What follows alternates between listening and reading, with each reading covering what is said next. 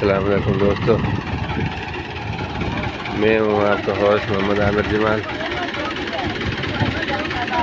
तो हम 20 गल शोरकोट आज हमने थ्रेशर लगवाई।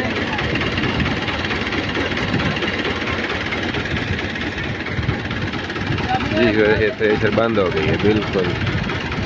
बेल्ट भी इसके स्लिप कर रहे हैं। ट्रैक्टर भी देख लो, 20 मॉडल है, 640। सिर्फ एक ही उजाला है, वो गिला था थोड़ा सा।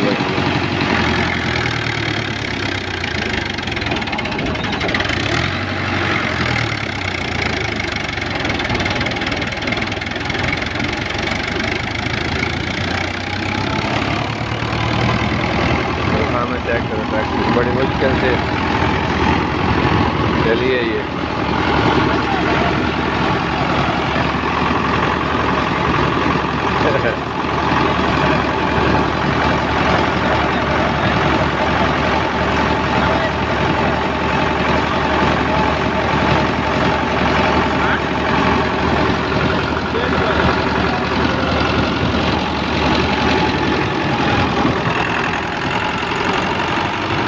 बेहतरीन पर काम का ट्रैक्टर की वजह